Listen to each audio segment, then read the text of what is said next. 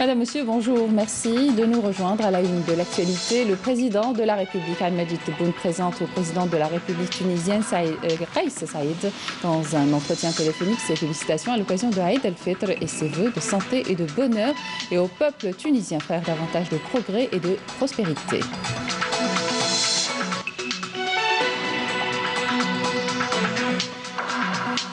Le port du masque obligatoire sous peine de poursuite judiciaire, une disposition qui devient effective à partir du premier jour de Aïd el-Fitr.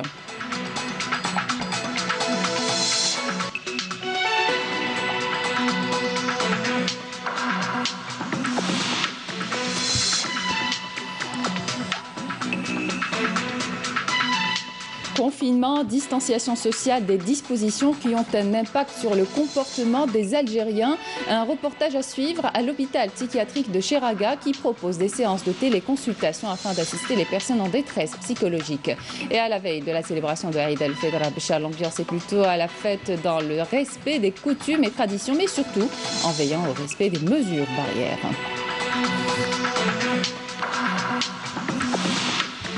Bienvenue à tous. Le président de la République, Al-Majid Tebboune, a eu hier un entretien téléphonique avec son frère Kais Saïed, président de la République tunisienne, à qui il a présenté ses félicitations à l'occasion de Aïd el-Fitr et ses vœux de santé et de bonheur, et au peuple tunisien frère davantage de progrès et de prospérité, indique un communiqué de la présidence de la République. À cette occasion, ajoute le communiqué, les deux présidents ont passé en revue l'évolution des relations privilégiées entre les deux peuples frères et ont échangé sur l'efficacité des moyens mobilisés dans chacun des deux pays pour endiguer la propagation de la pandémie du coronavirus. À ce propos, les deux présidents se sont dit favorables à l'idée de réunir les compétences scientifiques dans un haut conseil commun de recherche scientifique à mettre en place à cet effet et qui sera placé directement auprès d'eux, a conclu le communiqué.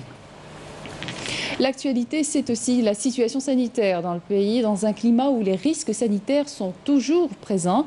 Le port du masque est désormais obligatoire sous peine de poursuite judiciaire, une disposition qui devient effective à partir du premier jour de Aïd el-Fitr. Mouna Nawal Hamidi. Le port du masque de protection, désormais obligatoire en dehors de la maison, et ce à compter du premier jour de l'Aïd. Publiée hier dans le journal officiel, cette mesure de prévention obligatoire vise à juguler la propagation du coronavirus. Pour nous, c'est la seule mesure qui est contrôlable. Les distanciations, les mesures d'hygiène et tout, c'est difficile. Ce sera visible aux yeux des services de sécurité, visible à vous-même. Si vous avez quelqu'un qui est en face de vous qui ne porte pas de masque, vous devriez lui dire « Monsieur, portez votre masque, ne postillonnez pas ». De ce fait, le masque de protection doit être porté par toute personne et en toutes circonstances sur la voie et les lieux publics, lieux de travail, dans les commerces ainsi que dans tous les espaces ouverts ou fermés recevant le public. Selon ce décret exécutif, les administrations sont tenues d'observer et de faire respecter cette mesure par tous les moyens, y compris en faisant appel à la force publique. Et ce sont les agents publics habilités qui veilleront au respect de cette obligation. Le gouvernement se veut rassurant, les masques seront disponibles à un prix symbolique. Pour mettre ce moyen de protection à la disposition du public, une vaste campagne de distribution de masques est lancée à travers l'ensemble du territoire national. Cette campagne vise également à sensibiliser les citoyens à l'impératif de respecter les mesures sanitaires, seul moyen de se protéger contre la contamination par le Covid-19. Désormais, toute personne enfreignant cette obligation de prévention de port de masque ou de distanciation physique risque une poursuite judiciaire. Et justement, sous le slogan « Port du masque, se protéger pour protéger les autres », une campagne nationale en faveur du port du masque obligatoire est lancée aujourd'hui. Le coup d'envoi a été donné à partir d'Alger. Des campagnes analogues seront lancées simultanément dans les 48 wilayas. Les autorités se sont engagées à fournir plus de 7 millions de masques de protection par semaine, et ce jusqu'à la fin de cette crise sanitaire. Le directeur général de la Sûreté nationale, Khalifa Ounissi, a visité l'établissement hospitalier universitaire régional de la Sûreté nationale à Oran, où il s'est enquis de l'état de préparation du personnel médical chargé de la prise en charge des malades du Covid-19. Khalifa Ounissi a également visité un atelier de confection de bavettes et de masques de protection. Le directeur général de la Sûreté nationale a insisté sur la nécessité d'augmenter les capacités de production de ces moyens de protection. Je vous propose de l'écouter. Je vous félicite tous parce que vous êtes une équipe.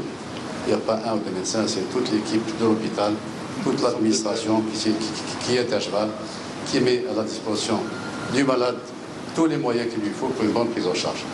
Je vous félicite. Et je vous invite à persévérer. Hein? Vous êtes jeunes. Je vous conseille surtout d'éviter l'autosuffisance. Vous êtes jeunes, vous êtes formés, vous êtes compétents, mais n'oubliez pas votre côté formation, il faut toujours être à jour. Quand il y a des formations à faire, il faut les demander, vous les ferez. C'est tout ce que je vous...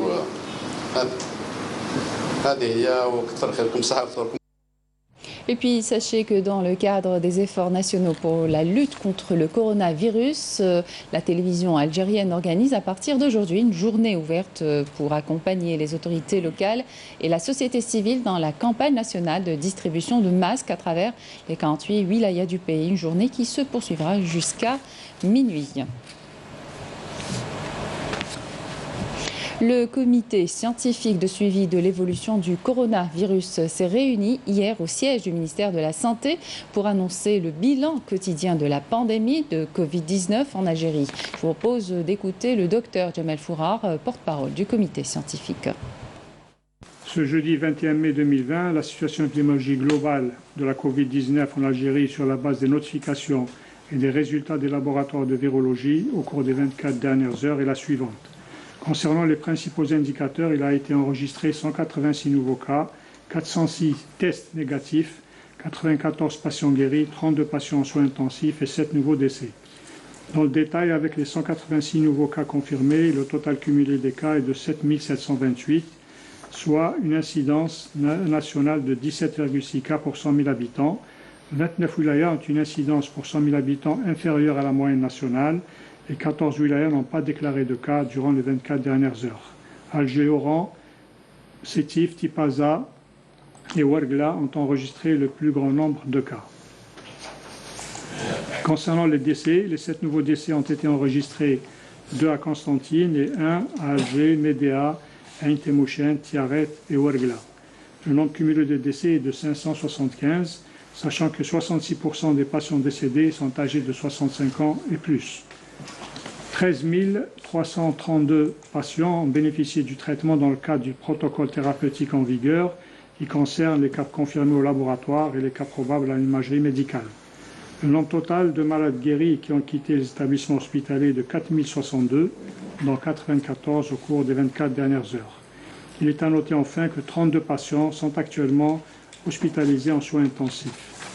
En conclusion, nous exhortons tous les citoyens à rester vigilants dans l'application des mesures de prévention afin d'éviter la transmission et à respecter l'ensemble des règles du confinement, de distanciation et d'utilisation des masques. Chaque citoyen doit se sentir responsable de la santé des autres. Merci de votre attention. Ils nous ont habitués à leur engagement dans les moments difficiles en faveur des plus démunis. Les membres de la communauté algérienne en France s'organisent en cette crise sanitaire. Plusieurs associations et bénévoles se sont mobilisés durant le mois sacré de Ramadan pour la distribution d'aide aux familles dans le besoin, le point de ralliement et le consulat général d'Algérie à Paris. La correspondance de Afef Blouchette.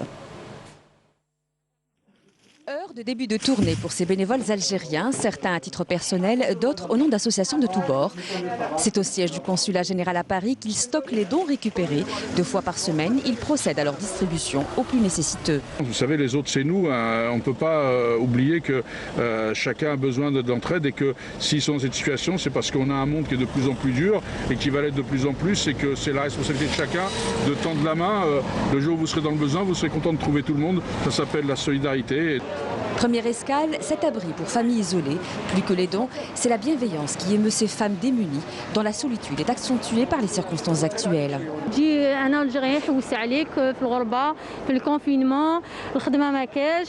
Donc ça me fait plaisir. Déjà, on est bloqué 2 mois ici avec nos enfants. Beaucoup plus. نحبوا بلادنا مي حنا اخترنا العيشه هذه الحمد لله يا ربي. انا بعدا نبغي نشكرهم بزاف لان انا اصلا ماروكان ماشي الجيريان دونك ساعدوني كنشكرهم بزاف من كل قلبي والله العظيم. Quand on veut aider, quand on donne à manger à des gens, on ne cherche pas leur origine, on ne cherche pas leur nationalité, ni leur religion, ni la couleur.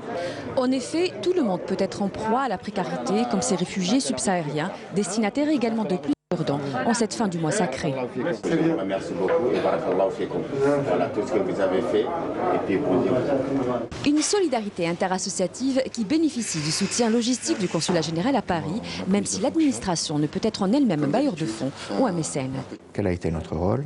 De rassembler tout ce beau monde, de fédérer, de recadrer, d'organiser parfois, de faciliter et nous sommes honorés de pouvoir accompagner toutes ces actions en tant qu'administration algérienne à l'étranger. L'administration consulaire qui a également réouvert l'ensemble de ses services dès la levée du confinement en France, dans le respect des directives de prévention et de lutte contre la Covid-19.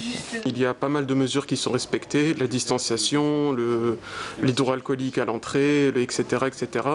Tout ça, c'est des mesures qui permettent de nous protéger, nous, ainsi que notre santé, et ça, je peux que saluer. Pour rappel, une permanence avait été assurée pour les urgences tout au long de la période du confinement, assumant ainsi la continuité du service public. Voilà à présent un sujet qui est susceptible de résumer l'état psychologique de notre population depuis l'apparition du nouveau coronavirus et le changement de nos habitudes dues aux mesures barrières. Confinement, distanciation sociale, des dispositions qui ont un impact sur le comportement. L'hôpital psychiatrique de Cheraga propose des séances de téléconsultation, un dispositif gratuit pour assister les personnes en détresse psychologique. Reportage Sarah Derbel. Donc vous êtes dans le virtuel, vous n'êtes pas dans le réel. Non, je ne sais pas si vous avez lu l'annonce de ça. Oui. C'est durant surtout ce confinement que ça se passe comme ça? Angoisse, stress, sentiment d'insécurité, voire même pensée suicidaire. Autant de conséquences dues au confinement. Les modes de vie ont complètement changé à cause de la pandémie du Covid-19. Les jours se suivent et se ressemblent. L'isolement et le manque de contacts sociaux peuvent avoir un impact sur la santé mentale des populations vulnérables. Donc les conséquences sont assez néfastes sur la population algérienne. On a des troubles du sommeil, donc il y a les inversions du rythme nocturne, surtout durant le mois de Ramadan. Des troubles du comportement, il y a beaucoup de problèmes de couple, vous voyez, donc des conjugopathies, beaucoup de violence aussi, beaucoup de violence, la maltraitance aussi chez les enfants. L'impact sur les populations juvéniles, notamment les enfants, peut être tout aussi dramatique. C'est un peu les addictions. Surtout chez les enfants, les addictions aux tablettes, les addictions donc, aux produits, aux drogues sans produits, parce que la tablette reste une drogue. Les enfants aujourd'hui sont exposés à ce phénomène parce qu'ils sont à la maison quand on sait que les enfants ont besoin de bouger, ils ont besoin d'activités et tout. L'équipe de l'hôpital de Cheraga propose des séances de téléconsultation. Un dispositif gratuit pour venir en aide aux personnes psychologiquement impactées par la pandémie. C'est un rôle de conforter la population, de rassurer la population, d'aiguiller la population. J'appelle à ce qu'il y ait un numéro vert national d'une série de crises psychologiques et psychiatriques pour l'ensemble des Algériens. Parce qu'après tout, tous les âges sont concernés. Ça commence des enfants, même les sujets âgés aujourd'hui. Le stress induit par cette situation commence à peser lourd sur le mental de la population. Tout le monde a perdu le nord et le sud. Je ne saurais quoi dire. Il faut voir un psychiatre. Je pense que c'est le moment d'être très solidaire, parce que si on n'est pas solidaire, on risque un peu de nous détruire. Que chacun de nous a des capacités, la famille algérienne elle a des capacités. C'est une période difficile, mais on va la surpasser. L'impact psychologique de cette crise, une problématique souvent occultée, voire négligée, mais les conséquences sont bien présentes. et deviennent de plus en plus palpables Voilà, au quotidien. Très bien. Vous avez mon portable à toute fin utile, c'est une urgence, vous me rappelez, d'accord? L'actualité, c'est aussi la nuit du doute consacrée à l'observation du croissant lunaire du mois de Shawwal pour l'année 1441 de l'Hégire. C'est ce soir. Sachez qu'une réunion consacrée à la nuit du doute sera organisée après la prière du Maghreb à Dar al-Imam al-Mohammadiya à Alger et sera retransmise en direct par les médias audiovisuels.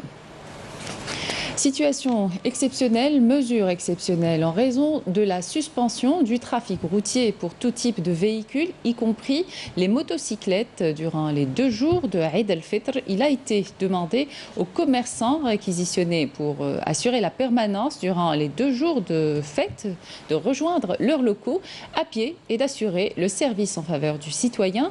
Près de 43 000 commerçants à travers le territoire national assureront donc la permanence cette année de 7h jusqu'à 13h.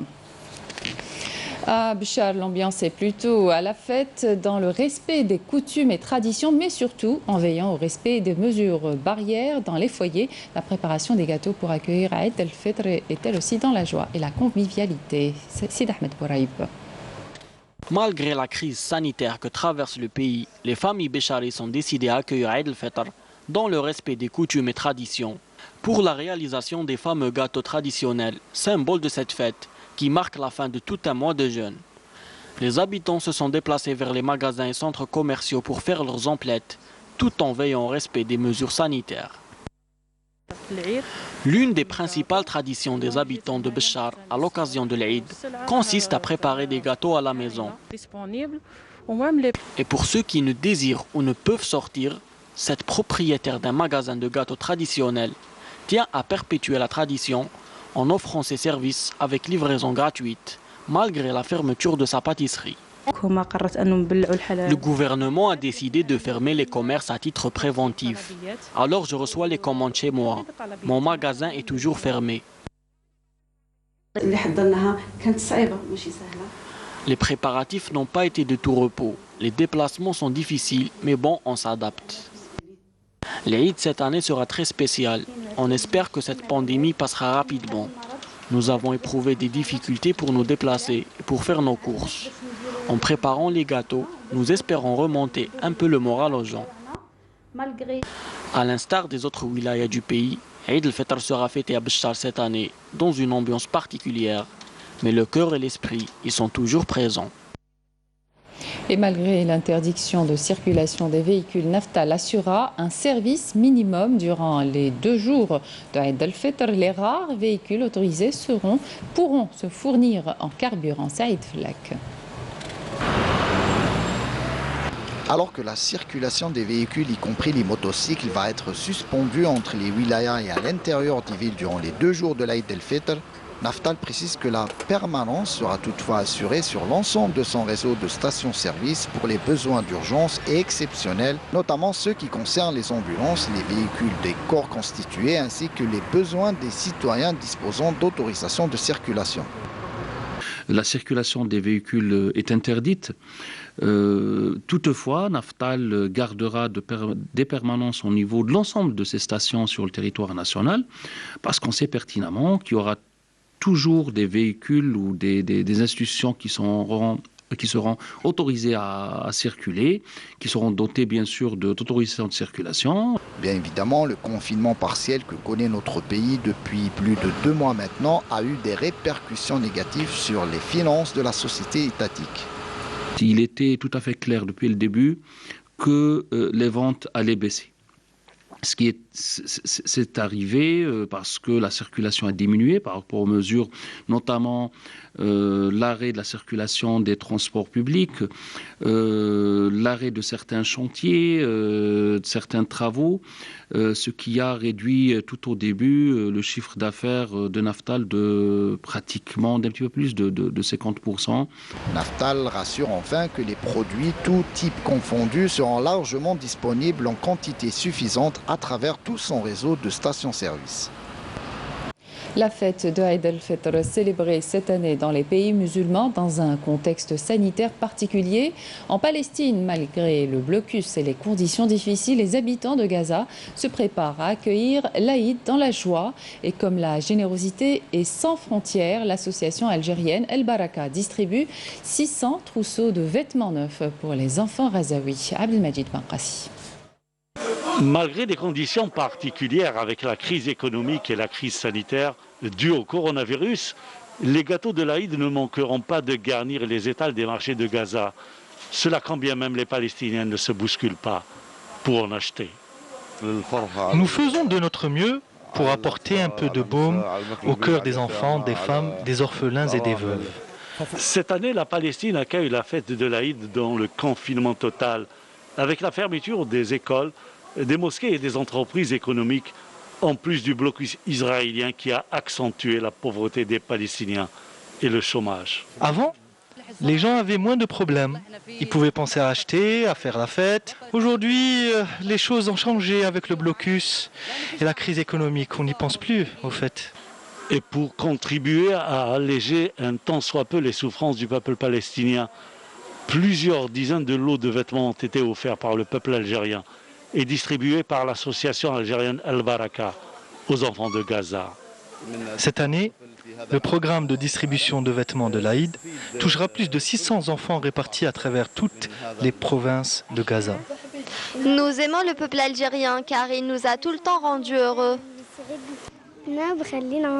Les enfants palestiniens tiennent à fêter l'Aïd, quelles qu'en soient les difficultés et les obstacles, parce qu'ils savent très bien que le peuple palestinien a tout le temps tiré sa force de ses souffrances. Et on termine avec ces images à Akraba, en Syrie, de Abdelmati Saïd, déplacé syrien et décorateur originaire d'Alep, éclaire à la bougie la grotte qu'il a creusée et transformée en musée exposant des objets de sa ville natale. Abdelmati Saïd fait partie des 660 000 personnes qui ont dû fuir leur foyer dans 19 pays touchés par des violences armées.